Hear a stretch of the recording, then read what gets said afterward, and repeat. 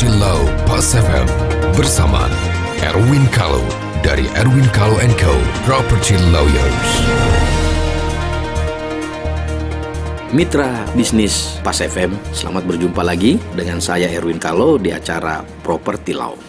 Hari ini kita akan membahas tentang sertifikat kepemilikan di apartemen. Saya yakin mitra bisnis banyak sekali yang sudah membeli apartemen, tapi sertifikatnya kok nggak jadi-jadi. Sertifikatnya kok lama sekali, bahkan tahunan. Ya, ada apartemen yang sudah 5 tahun tidak ada sertifikatnya. Nah, supaya menghilangkan rasa penasaran itu, saya ingin menjelaskan tentang kenapa sertifikat di apartemen itu lama. Lamanya itu karena beberapa faktor. Yang sering kali itu adalah disebabkan oleh faktor perizinan.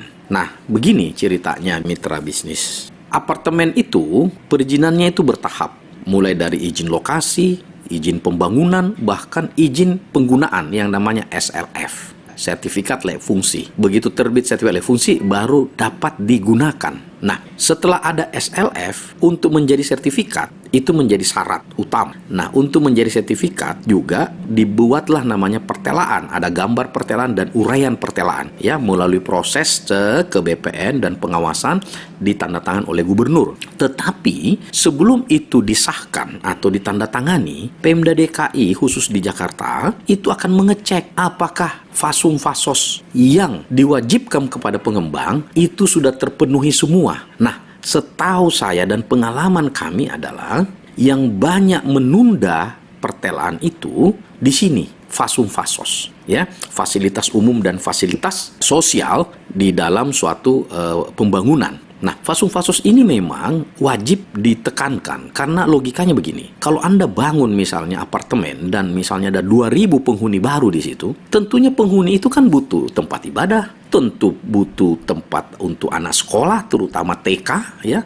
Jadi itu ada range-nya. Misalnya 1.000 kakak harus ada tempat ibadah, 5.000 kakak bahkan harus ada sekolah, ya, SD misalnya. 10.000 kakak harus ada taman pemakaman umum. Nah, itulah dia, makanya termasuk pembangunan apartemen, di situ ada kewajiban-kewajibannya, misalnya melebarkan jalan. Karena kalau ada pembangunan apartemen 2.000 kendaraan yang akan baru melewati itu, tentu jalannya kan harus diperlebar. Nah, yang kedua adalah drainasenya. Ada 2.000 apartemen yang buang air di situ, kan pasti drainase atau selokannya kan harus diperbesar. Kalau enggak dia melebar. Nah, ini logika kenapa fasum-fasos itu wajib hukumnya setiap pembangunan properti, baik di apartemen maupun di landed house. Karena adanya pertambahan volume, ya, penduduk, transportasi, sampah, air, dan lain-lain sebagainya. Nah, persoalannya mitra bisnis di sini adalah, ya, aparat Pemda kita itu kacamata kuda. Artinya ini tidak bisa tolak.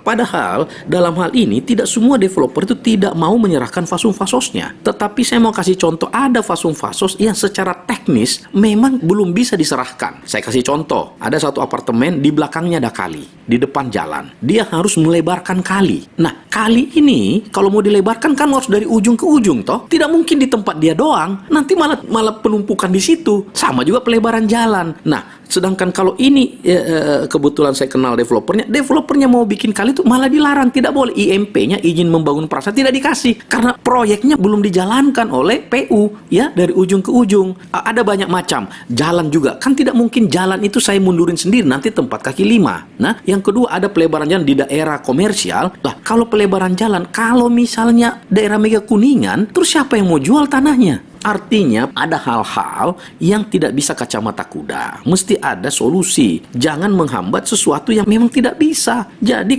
kalau memang fasum-fasos itu realitanya secara fisik dapat dilaksanakan, ya dipaksakan. Tetapi kalau memang tidak bisa, jangan dipaksakan dilaksanakan. Pemda DKI ini kita himbau untuk melihat itu secara objektif. Jadi saya kira di sini memang solusinya adalah kebijaksanaan dari Pemda melihat apakah penundaan pertelaan itu, pengesahan pertelaan itu itu karena memang developernya yang bandel, yang tidak mau melaksanakan, atau memang karena masalah teknis, dia mau tapi teknisnya tidak bisa. Poin saya hari ini, mitra bisnis, bahwa kenapa sertifikat itu lama? Bukan karena developer menunda-nunda. Ada bilang, oh itu ditunda-tunda developer karena sertifikatnya dijaminkan ke bank. Itu ada yang begitu, tetapi kecil kemungkinan. Jadi perizinan yang belum selesai tidak sepenuhnya kesalahan developer. Ada kesalahan developer, ada ya, misalnya dia rubah-rubah bentuk, itu membuat lama ya toh. Tetapi yang setahu saya bahkan sudah tidak berubah pun itu belum terbit, sudah dipakai 5 tahun pun belum terbit sertifikatnya